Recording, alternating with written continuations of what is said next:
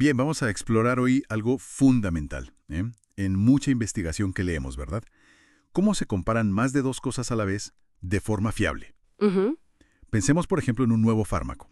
No basta saber si es mejor que un placebo. claro. A menudo interesa compararlo también con el tratamiento que ya existe, el estándar. Exacto.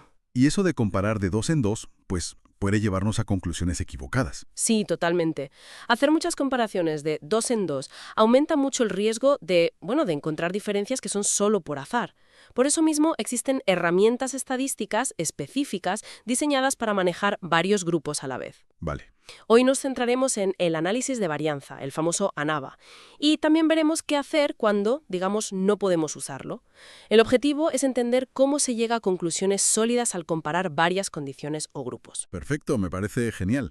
Desglosaremos entonces su lógica, veremos cuándo usarlo, por qué importan ciertas condiciones de los datos y qué alternativas hay. Usaremos ejemplos prácticos, como estudios de fármacos y el clásico efecto Stroop, para que todo quede más claro. Estupendo. Vale, pues entremos en materia. La idea detrás de la ANOVA es bastante ingeniosa, la verdad. Imagina que probamos, no sé, 3 métodos distintos para enseñar matemáticas y medimos las notas finales. Habrá diferencias en las notas, ¿cierto? Claro, siempre hay variabilidad. Pues el ANOVA ayuda a separar cuánta de esa diferencia total se debe realmente a los métodos de enseñanza distintos, eso sería la variabilidad entre los grupos, y cuánta se debe a otras cosas, pues diferencias individuales de los estudiantes dentro de cada grupo, lo que llamaríamos la variabilidad dentro de los grupos, o el ruido. Eso es, justo. Y lo crucial es comparar esas dos fuentes de variabilidad. Si la diferencia entre los grupos, la causada por el método de enseñanza, es notablemente mayor que la diferencia natural dentro de cada grupo, o sea, el ruido, entonces podemos decir que los métodos probablemente tienen un efecto real. Entiendo. Es como intentar escuchar una señal, el efecto del método, por encima del ruido de fondo. Y el estadístico F es la herramienta matemática que hace esta comparación. Entendido. Y sé que hay distintos sabores de ANOVA según el diseño del estudio, ¿no? ¿Cómo va eso? Sí, principalmente dos tipos. Está el ANOVA para grupos independientes, donde cada grupo está formado por personas diferentes, como en tu ejemplo de los métodos de enseñanza o al comparar 3 fármacos distintos, gente distinta en cada grupo. Vale. Y luego está el ANOVA para medidas repetidas. Aquí las mismas personas pasan por todas las condiciones. Por ejemplo, en el test de Stroop, mides la reacción de las mismas personas ante palabras de colores congruentes, incongruentes y neutras. Claro, las mismas personas hacen todo. Exacto. Y estas pruebas, como la ANOVA, tienen sus requisitos. No valen para cualquier tipo de datos así como así. Correcto. Son pruebas que llamamos paramétricas. Funcionan mejor si los datos son numéricos, las observaciones independientes, si siguen una distribución más o menos normal, la famosa curva de campana, y, muy importante, si la dispersión de los datos es similar en todos los grupos. La homocelasticidad, eso es. Esa es, la homocedasticidad.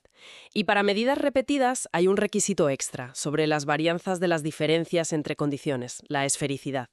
Comprobar todo esto es esencial, de verdad, para asegurar que la comparación sea justa. Si comparas grupos muy desiguales en su variabilidad interna, el resultado de la ANOVA podría ser engañoso. Vale.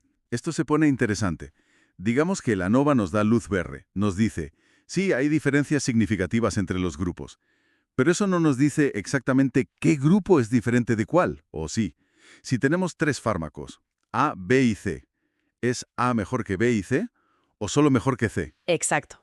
Ahí es donde entran las pruebas post-hoc, que significa después del hecho.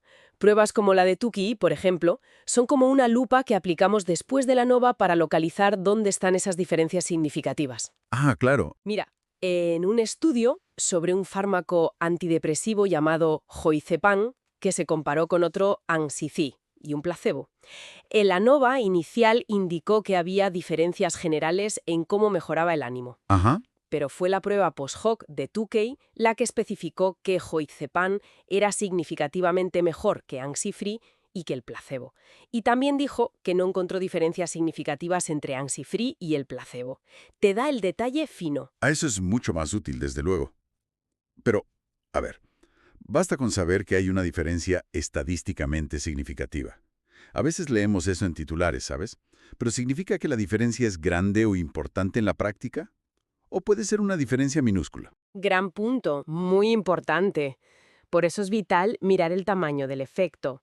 Hay medidas como la eta cuadrado parcial, se escribe eta al cuadrado p, que nos dicen qué proporción de la variabilidad total en los resultados se explica por nuestro factor, ya sea el fármaco, el método de enseñanza, lo que sea. Vale. En el caso de Joyce-Pam, no solo fue significativo, sino que el tamaño del efecto fue grande. Eso indicaba que el fármaco explicaba una parte importante de las diferencias observadas en el ánimo. Porque una diferencia puede ser estadísticamente real, sí, pero tan pequeña que en la práctica no importe mucho. El tamaño del efecto nos da esa perspectiva crucial. Fundamental. Sí. Entonces, ¿qué pasa si los datos no cumplen esos requisitos que mencionabas antes? La normalidad, la igualdad de varianzas. ¿Se tira el estudio? No, no necesariamente. Por suerte existen alternativas no paramétricas. Son pruebas que no dependen de esos supuestos tan estrictos. Para grupos independientes, la prueba de Kruskal-Wallis es una alternativa común a la ANOVA. ¿Kruskal-Wallis? Sí, y para medidas repetidas está la prueba de Friedman. Son muy útiles cuando trabajamos con datos que no son perfectamente numéricos, como datos ordinales, escalas tipo Likert, por ejemplo, o cuando los supuestos de la ANOVA claramente no se cumplen. Interesante ver que hay planes B. Y la elección de la prueba puede cambiar las conclusiones. O sea, podemos llegar a sitios distintos. Puede matizarlas, sí. A veces sí. Si volvemos al ejemplo del efecto Stroop, una ANOVA de medidas repetidas podría mostrar claramente que la diferencia principal está entre leer palabras donde color y significado coinciden y donde no. Vale. Si por motivos didácticos aplicáramos la prueba de Friedman a esos mismos datos, como si no cumplieran los supuestos, ¿vale? A veces podría sugerir diferencias entre más pares de condiciones, quizás de forma menos precisa. Esto subraya que la metodología importa. Y mucho. La elección de la prueba no es trivial. Entonces, resumiendo un poco todo esto, el ANOVA y sus pruebas asociadas son herramientas clave, ¿no? Para ir más allá de comparar solo dos grupos. Permiten analizar escenarios más complejos, más realistas y de forma rigurosa. Nos ayudan a separar la señal del ruido, como decías. Exacto. Permiten obtener una imagen mucho más completa, más rica, de cómo distintos factores influyen en un resultado. Y entender su lógica, aunque sea a nivel básico, nos da poder para evaluar críticamente la investigación que se publica. No es solo estadística pura y dura, es una forma de razonar sobre la evidencia. Queda claro. Y bueno, para quien nos escucha, quizá la próxima vez que se encuentre con un estudio que compara varios tratamientos, varios métodos o intervenciones, no baste con leer, se encontraron diferencias significativas. Tal vez valga la pena preguntarse, ¿qué tan grandes fueron esas diferencias? ¿Nos dijeron cuál grupo fue distinto de cuál? ¿El tamaño del efecto?